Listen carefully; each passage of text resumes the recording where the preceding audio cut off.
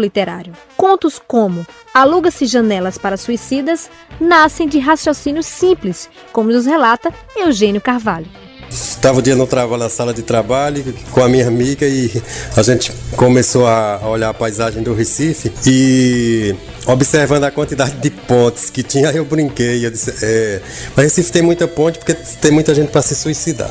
E ficou essa coisa e depois à noite eu cheguei no Teatro Santa Isabel para um show, até um show de Joyce, e aí me pulou o título na cabeça, Aluga-se Janela para Suicidas. E depois daí foi só o processo de criação, de trabalhar e de desenvolver. Os processos criativos de um bom contista não surgem por acaso. Contos como Aluga-se Janelas para Suicidas ou Arco-Íris para Cegos mostram que não basta só a criatividade, pois vem muito trabalho depois da obra imaginada. Eugênio Carvalho explica.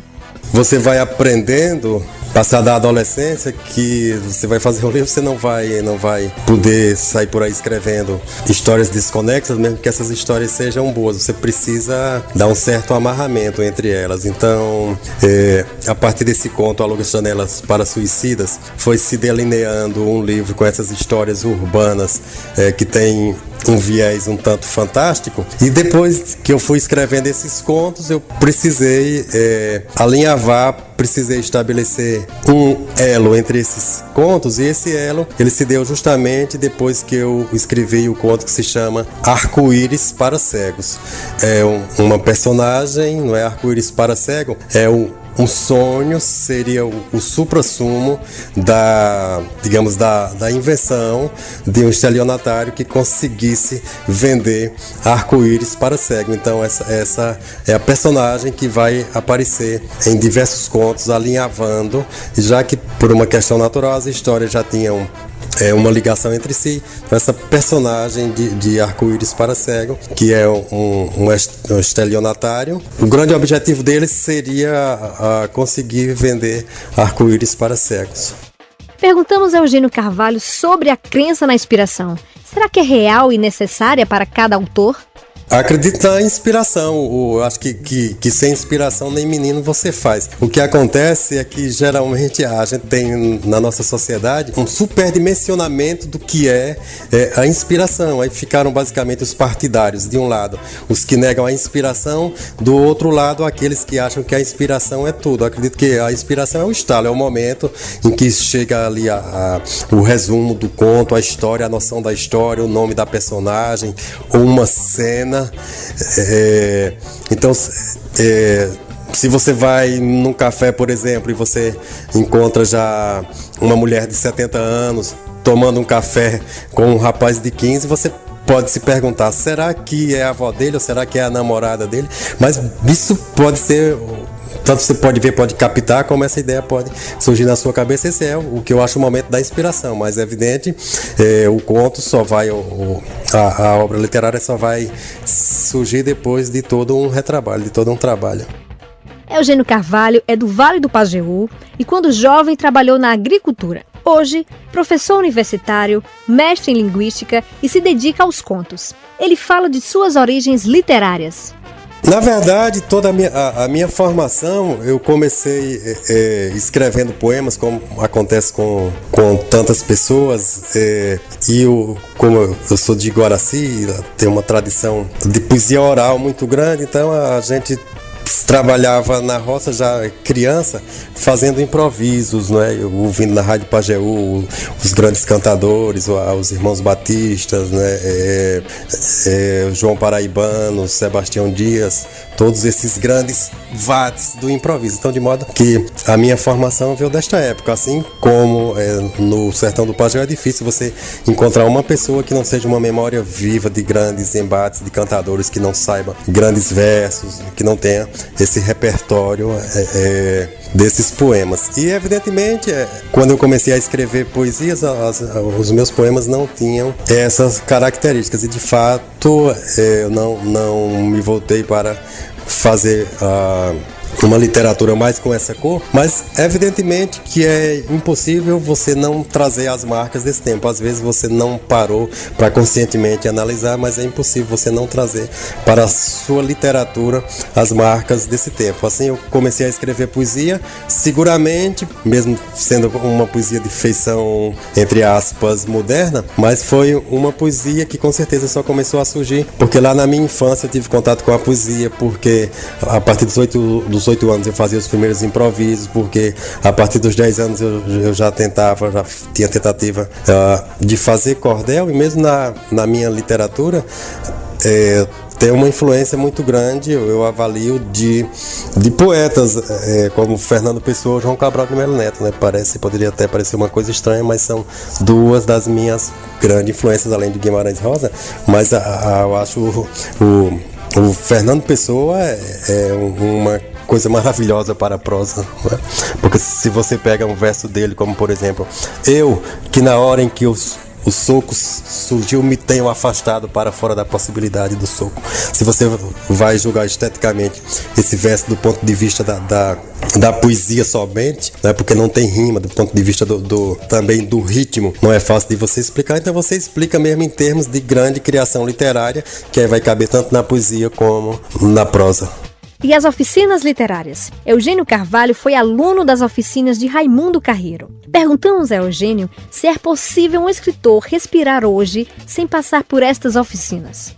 Eu acho que na sociedade de hoje não se pode viver sem ela, não. Há um grande equívoco que muitas pessoas até tiram onda, é como se agora fosse se produzir escritores em série.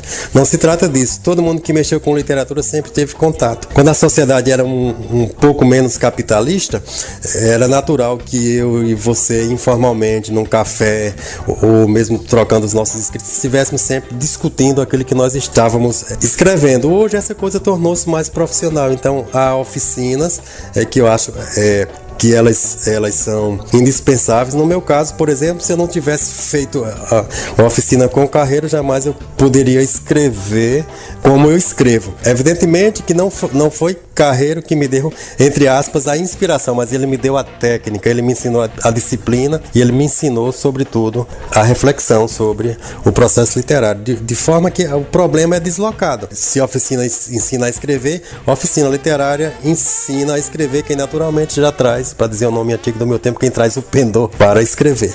Uma coisa que observamos nas oficinas literárias, seja de Raimundo Carreiro, Marcelino Freire e outros, é que se aprende as técnicas mais sutis da arte de escrever, mas pouco se aprende sobre a criatividade. Poucos escritores saem dominando a criação artística do ponto de vista da inovação. Ensinar realmente é complicado, mas eu acho que aguça, eu acho que mostra os caminhos, eu acho que pela discussão, a partir do momento em que na oficina literária se abre um espaço para que as pessoas falem, os diversos, entre aspas, alunos do seu processo criativo, as pessoas acho que vão tendo a oportunidade de aguçarem também a sua criatividade, né? Numa comparação que eu não sei se serve muito, por exemplo, como nas escolas de futebol. Eu poderia ter passado 50 anos numa escolinha de futebol que eu nunca seria um grande jogador, mas por outro lado também você vê pessoas com talento que não se tornaram grandes jogadores porque faltam noções básicas dos fundamentos desse esporte. Assim, fazendo essa comparação um pouco atravessada, evidentemente a oficina é muito importante para quem já traz um certo talento. Ainda falando das oficinas literárias, uma das constatações é que tem pessoas que passam anos e anos estudando e nunca publicam um livro com suas obras. Eugênio Carvalho tem uma opinião bem humorada para estes casos. Essas pessoas talvez tenha um pouco de juízo, né? Porque publicar realmente pra gente que não tem juízo, porque depois que você publica, não é, já foi, você está exposto aí ao mundo, mas na verdade é melhor publicar, até para se arrepender depois de ter publicado, porque também a gente não pode ter a ilusão de que um texto está pronto. Eu avalio que um texto ele adquire um nível de publicação, ele chega no estágio que você pode publicar. Evidentemente um conto que você publicou, se você se ocupasse dele a vida inteira, você sairia sempre fazendo ajustes, melhorando a definição de uma personagem aqui, de um diálogo ali, de uma certa tonalidade em outro lugar.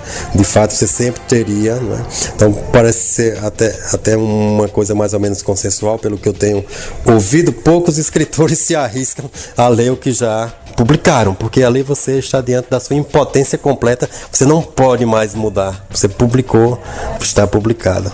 Segundo o poeta Mário Quintana, um poema nunca está pronto. Será sempre refeito até que um dia o autor morre. Pois é uma definição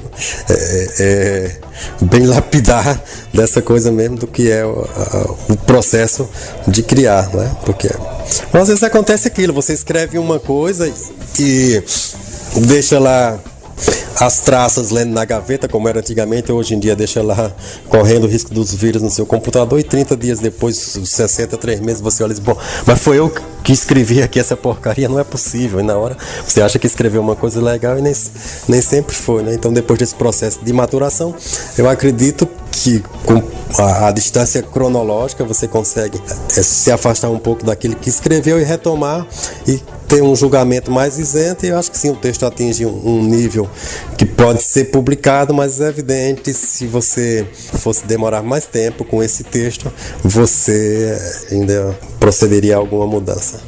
E o que vem por aí? Eugênio Carvalho segue produzindo contos ou sonha com um romance? A minha ideia é, se eu conseguir, que eu espero que depois desse livro seja o meu passo para um romance, é um livro que tenha contos um pouco mais longos, quase do ponto de vista da dimensão, quase do tamanho de uma pequena novela.